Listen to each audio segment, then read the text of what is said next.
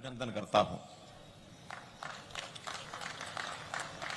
भाइयों बहनों, जैसा पूर्व वक्ताओं ने नेताजी के बारे में बहुत सी बातें अपने को बताई हैं, इन सब विषयों को दोहराना मुझे बहुत उचित नहीं लगता, लेकिन कम से कम जो विषय जिसके ऊपर पूरा फोकस रखना चाहिए उतनी कुछ बातें जरूर मैं कहूंगा।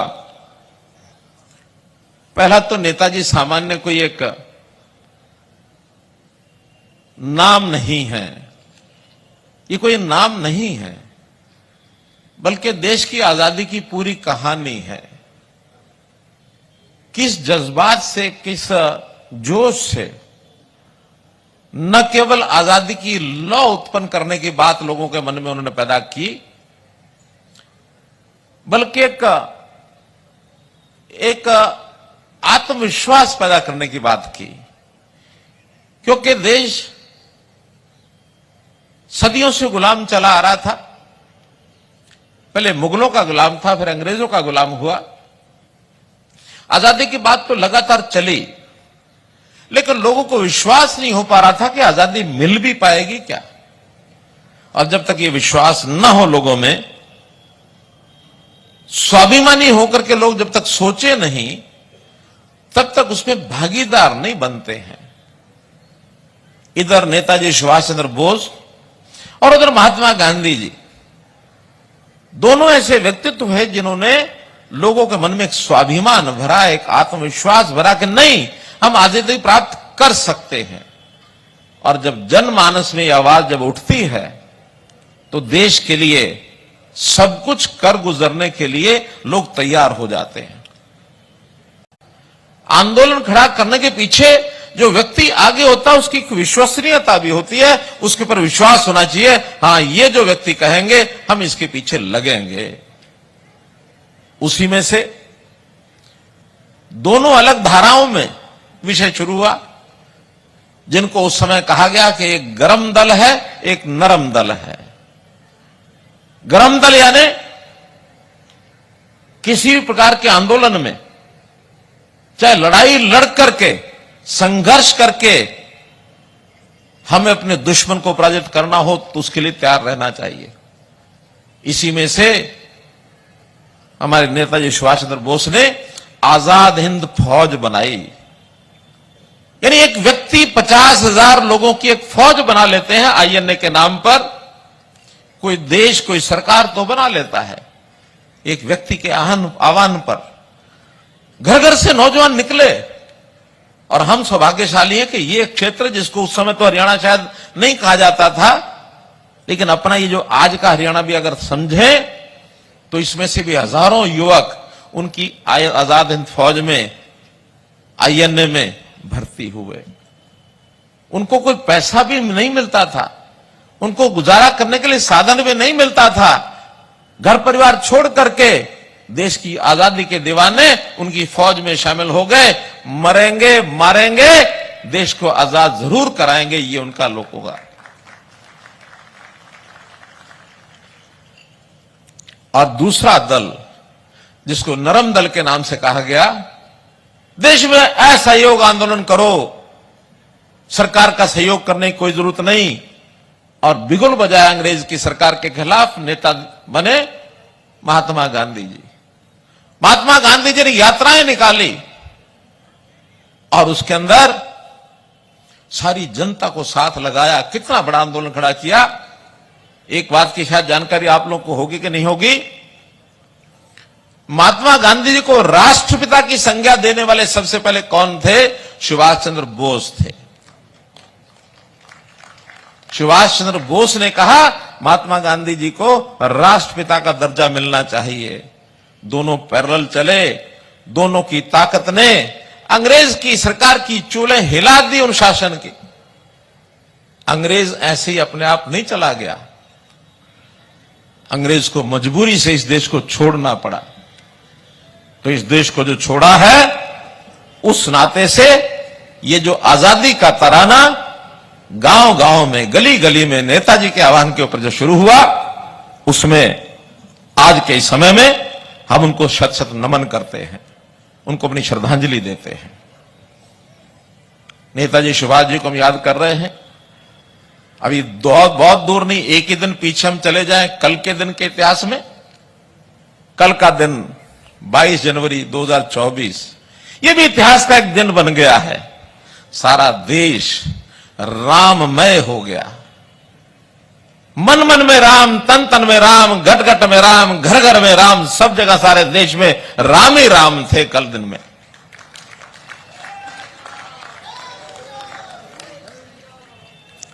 रामचंद्र जी त्रेता युग में हुए, हजारों साल पहले की बात है।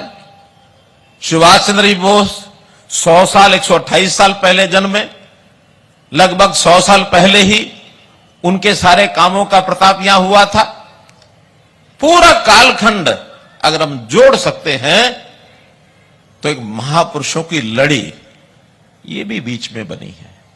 हर समय में महापुरुष देश में आते रहे हैं, चाहे उसमें भगवान कृष्ण की बात लेते हैं, चाहे हम उसमें गुरुओं की दशम गुरुओं की बात लेते हैं, चाहे उसमें छत्रपति शिवाजी की बात हम करते हैं, चाहे हम धन्ना भगत जी की बात करते हैं, चाहे उसमें महर्षि कश्यप की हम बात करते हैं। कितने ही ऐसे महापुरुषों का नाम ले सकते हैं। गुरु रविदास जी बात हम करते हैं, महर्षि वाल्मीकि जी बात करते हैं, हम उसमें भक्त कबीर की बात करते हैं। संतों की माला भरी हुई है इस देश की। इन सब संतों ने भगवान कृष्ण से लेकर के और आज के ये महापुरुष तक अगर हम एक सूत्र में सारा बात पिरोते हैं तो ये सब लोगों ने इस समाज को जागृत करने के लिए, समाज में संस्कार पैदा करने के लिए, कर्तव्य जगाने के लिए भगवान कृष्ण ने गीता का संदेश दिया अपनी हरियाणा की धरती कुरुक्षेत्र पर ही। जीवन क्या है, जीवन को कैसे जीना चाहिए, आज का जैसे हमारा संविधान लिखा गया, बाबा साहब अम्बेडकर ने संविधान लिखा, वैसा ही संविधान मान करके चलते हैं। गीता भी हमारे जीवन जीने का एक संविधान है। क्या ठीक है क्या गलत है ये हमको बताया गया। तो हम लोगों को शासन के नाते, ठीक कह रहे रामनाथ शर्मा जी, कि लोग क्या समझते हैं सरकार का मतलब होता है गली बनाना, सड़क बनाना, स्कूल बनाना, कॉलेज बनाना, अस्पताल बनाना, और हमारे जो व्यक्तिगत काम करना, सरकारों का काम ये है, निश्चित रूप से है। और हम भरपूर तन मन के पूरे सहयोग से, आपके सहयोग से सब काम कर रहे हैं, उसमें पीछे नहीं है। लेकिन एक बहुत बड़ी एक त्रासदी, एक पीड़ादायक पाठ यह भी है कि पहले की सरकारों ने कभी ये नहीं सोचा विचार किया कि अपने देश के समाज के लोगों को यदि दिशा उसकी ठीक करनी है, संस्कारित करना, शिक्षित करना है, उनको कुछ ना कुछ उनका स्तर ऊंचा उठाना है, तो इन बाकी चीजों पर भी ध्यान देना चाहिए। ये 10 साल पहले तक किसी ने ध्यान नहीं दिया।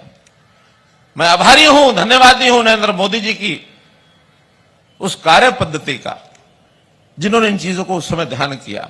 और हरियाणा में भी आपके आशीर्वाद से जब से ये सरकार बनी है, हमने पिछले 3.5 साल में वो सारे काम किए हैं कि समाज में एक शुद्धता आनी चाहिए, समाज में करप्शन दूर होना चाहिए, क्राइम खत्म होना चाहिए, और कास्ट बेस्ड यानी जाति आधारित राजनीति ये समाप्त होनी चाहिए। तो भाई बहनों, ये सब काम करने के लिए हमको इन महापुरुषों की प्रेरणा ये लेनी चाहिए। हमारे जितने भी पूर्व सैनिक हैं, चाहे आईएनए के फौजी हैं, अब तो संयोग से आईएनए की उस घटना को बहुत वर्ष बीत गए हैं। 1942 के अंदर जब इस सेना का निर्माण हुआ था, उसको भी आज 80 साल 81 साल हो गए हैं। अगर उस समय कोई 20 साल का भी रहा होगा तो भी 100 साल की आयु आज होगी। आपकी जानकारी के लिए, अब वो पीढ़ी के कुछ निशानियां बची हुई हैं अभी भी हमारे हरियाणा के अंदर। आज ही मैं अपने डिपार्टमेंट से पूछ रहा था, मैंने डिप्टी कमिश्नर को कहा, जहां जहां आईएनए के जो सदस्य हैं, जो स्वतंत्रता उस समय के सेनानी आज हमारे बीच में जीवित हैं, जिनको हम सुभाष चंद्र बोस की एक निशानी मान सकते हैं, आज भी 3 बंधु ये हमारे बीच में हैं। उसमें से 2 बंधु तो रेवाड़ी जिले में हैं, 1 बंधु महेंद्रगढ़ जिले में हैं। रेवाड़ी के श्री हरि सिंह जी सन ऑफ भवानी सिंह जी, भवानी सहाय, बुरथला गांव, आयु 105 वर्ष। दूसरे मंगल सिंह जी, सन ऑफ छज्जूराम, गांव कोसली, रेवाड़ी, आयु 102 वर्ष। और एक महेंद्रगढ़ के हैं श्री जयप्रकाश जी, सन ऑफ माधव सिंह जी, मांडी गांव, जिला महेंद्रगढ़, 98 वर्ष। आज प्रातःकाल डिप्टी कमिश्नर को मैंने कहा, सुभाष चंद्र जी को सच्ची श्रद्धांजलि ये होगी, इन तीनों को घर में जा करके और उनको सम्मानित करके आए। आज तीनों ने फोटो हमको भेजे, तीनों को सम्मानित किया है। मैं इनकी आयु की लंबी कामना करता हूं, ताकि सुभाष चंद्र जी की जो निशानी है, हम और कुछ वर्षों तक उनके दर्शन करते रहें। तो सुभाष चंद्र बोस हमारे लिए, जैसा मैंने बताया,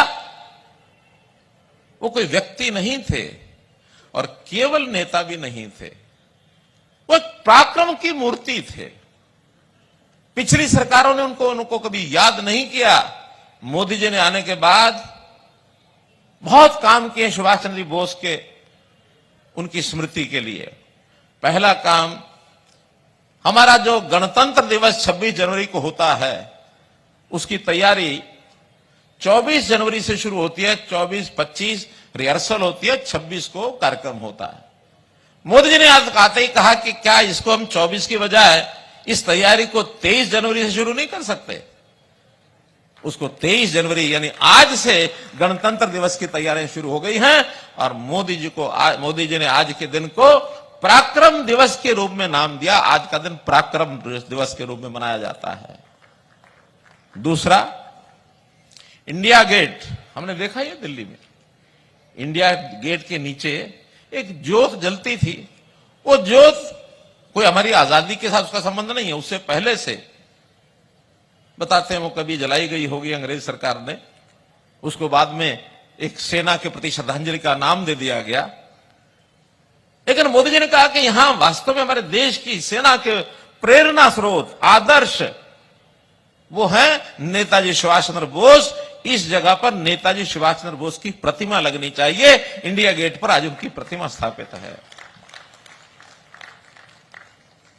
नेताजी का नाम सुनते ही रोंगटे खड़े हो जाते हैं और हमारा जज्बा सेना में जाने का और मजबूत हो जाता है। हरियाणा के लोग इस मामले में पीछे नहीं है, बहुत आगे हैं। आबादी हमारी मात्र देश की 2% आबादी है। देश की आबादी 130 करोड़ से 140-135 करोड़ मानी जाती है। आज हम भी 2 करोड़ 80 लाख हैं, सिर्फ 2% आबादी है। लेकिन अगर देश की सेवा करने के नाते, रक्षा के ऊपर देश की सुरक्षा करने के नाते, हमारे हरियाणा के जवानों की संख्या पूरी सेना का 10 से 11% हो चुका है। भाइयों बहनों, 10 से 11% हमारा जवान, आखिर वो कैसे जज्बात लेता है? उनको जज्बात यहीं से मिलता है कि हमारे जो पूर्व के ऐसे सैनिक हैं, स्वतंत्रता सेनानी, जिनकी आयु 105 साल हो गई है, वो हमारे समाज के लोगों में, नौजवानों में कहानियां, कथाएं सुनाते रहते हैं। देश की सेवा को अपना जज्बा मान करके और दौड़ पड़ते हैं जब सेना की भर्ती होती है। तो ये जज्बात हमारा बना रहे। हमको हरियाणा के लोगों को बहुत से ऐसे खिताब मिले हुए हैं, बहुत सा हमको एक प्रकार से दुनिया क्रेडिट देती है। क्या देती है? कि देश के जनता का पेट भरने के लिए, अन्न पैदा करने में अगर कहीं अग्रणी राज्य है तो हरियाणा है। यहां का किसान अग्रणी है, फिर हमारा जवान अग्रणी है, ये मैंने बताया ही है। हमारा पहलवान भी अग्रणी है, हमारा विज्ञान भी अग्रणी है। लाल बहादुर शास्त्री जी ने एक नारा दिया था, जय जवान जय किसान। मोदी जी ने आने के बाद ये कहा, जय जवान जय किसान जय विज्ञान जय अनुसंधान। अर्थात हमारा विज्ञान और अनुसंधान, रिसर्च, ये भी आगे बढ़े, हम दुनिया में और आगे अपने आप को बढ़ा सकें। और हमने भी बीच में एक बार कहा था, जय जवान जय किसान जय पहलवान। हरियाणा में जय पहलवान भी साथ में जुड़ता है भाइयों बहनों। तो हम लोग अपने यहां की जो हमारे नौजवानों में जो उनके अंदर गुण है, जो उनकी एक प्रकार से उपलब्धियां प्राप्त करने का जो जज्बा है उसको आगे बढ़ाने के लिए इन चीजों पर और हमको आगे बढ़ना चाहिए। तो मैं खास करके हरियाणा और हरियाणा में भी रोहतक के जवान, दक्षिण हरियाणा के जवान, इनका एक विशेष योगदान है, इसको मैं सलाम करता हूं। इस हरियाणा के रणबांकुरों ने जिन्होंने अपना खून से इतिहास लिखा है, उस इतिहास को भी, जो कि नेताजी का नाम, जैसा पूर्व वक्ताओं ने कहा, देश के अंदर नौजवानों से खून मांगने का काम उन्होंने किया। तो मुझे खून दो, मैं तुम्हें आजादी दूंगा। अब ये कहा उन्होंने, जज्बाती लोग हैं हम अपने खून से इतिहास लिखा है, लिखते भी रहेंगे जरूरत पड़ने पर। लेकिन एक बात उसमें जरूर जोड़ना चाहूंगा कि मित्रों भाइयों, आज देश की सेना, उसमें हरियाणा का योगदान, चाहे वो 1962 की लड़ाई हो, 1965 और 71 की लड़ाई चाइना के साथ रही हो, पाकिस्तान के साथ रही हो, 62 में चाइना के साथ रही हो, 1997, 98, 99 में जब कारगिल युद्ध हुआ, शायद 99 में, कारगिल युद्ध में भी हमारे यहां फौजियों ने बहुत कुर्बानी दी। जहां खून के देने की आवश्यकता पड़ेगी, हमारा जवान तैयार है। लेकिन उसके साथ ही आज देश आजाद है। उस आजादी में अभी तक अपनी आजादी का जो सिस्टम है उसको सरकारें चला रही थी, लेकिन अब जैसे व्यवस्था परिवर्तन की बात की गई है, उसमें हमें ज्ञान को भी बढ़ाना होगा, अपनी योग्यता को बढ़ाना होगा, अपने मेरिट मिशन पर चलना होगा। और आज परिश्रम, मेहनत और पसीना बहाने की जरूरत है ताकि देश को हम आगे बढ़ा सकें। देश को आगे बढ़ाने के लिए बहुत कुछ किया है, अभी बहुत कुछ करना और भी शेष है। इसलिए उस करने को अगर हम आगे बढ़ेंगे तो नेताजी के उसी आह्वान को, तुम मुझे खून दो, मैं कहूंगा कि आज खून की बजाय परिश्रम करो, निष्ठावान बनो, ईमानदारी के साथ आगे बढ़ो और केवल अपने लिए नहीं, पूरे देश और समाज के लिए काम करने की भावना लेकर के आगे बढ़ेंगे तो हमारा देश दुनिया के अंदर सर्वोच्च स्थान ये प्राप्त करेगा। ये भावना भी हमारे मन में आनी चाहिए। भाई बहनों, आज देश के अंदर हमारे जवान, जिनको पढ़ना, लिखना, मेरिट में आना, इसकी आवश्यकता है, लेकिन इसके लिए व्यवस्थाएं बहुत कम थी। अब हमने व्यवस्थाएं बदली हैं, अर्थात उनको रोजगार करने के नाते, अपने पैरों पर खड़ा होने के नाते कौशल, हुनर, ये सीखना चाहिए। और हुनर कौशल के आधार पर हमारी स्किल डेवलपमेंट यूनिवर्सिटी हमने बनाई है। जगह जगह स्किलिंग के जो मिशन बनाया हुआ है, उस मिशन के माध्यम से बहुत से केंद्र खोले गए हैं। उसके अंदर नौजवान सीख करके अपने पैरों पर खड़े हों। सरकारी नौकरी, ये मिशन मेरिट हमने चलाया है, मेरिट पर देंगे। अब वो जमाने चले गए, मैं, मेरा भाई, मेरा परिवार, इसी को लेकर के दुनिया अपनी चलाते रहेंगे और गरीब आदमी कोई पूछता नहीं है। हम कहते हैं गरीब बालक जो पढ़ाई करके आगे बढ़ता है उसका भी उतना ही अधिकार है जितना एक असंपन्न परिवार के नौजवान का है। शिक्षा उनका पैमाना है, उनकी गरीबी अमीरी पैमाना नहीं है।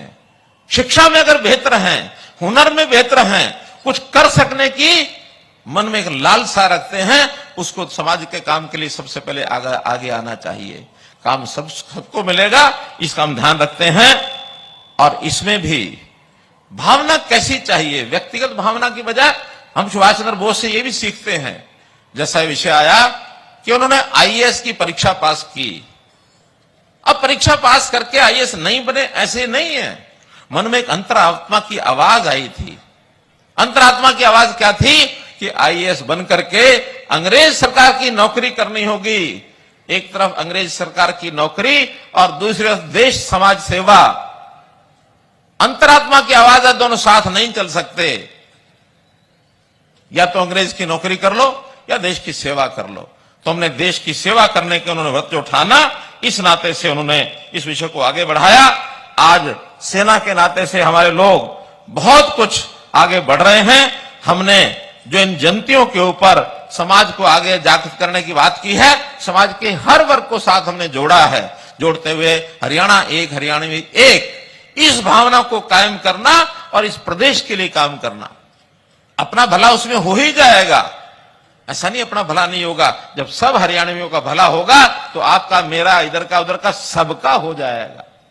तो भाई बहनों, इस लॉ को जलाए रखने के लिए मुझे हमारे कवि साहब ने 2-4 पंक्तियां नेताजी सुभाष चंद्र के बारे में बोलने के लिए कहा। मैंने कहा मैं बोलूं, इससे अच्छा है हमारे जो कलाकार हैं सुमेर सिंह जी, अगर ये खुद ही बोल करके 4 पंक्तियां सुना देंगे तो जरा जनता को अच्छा लगेगा। मेरे इस भाषण में जरा जो 2 पंक्तियां आप बोल के बता दो जरा, वही वाली, घड़ी ना बीती ना पल। ठीक है।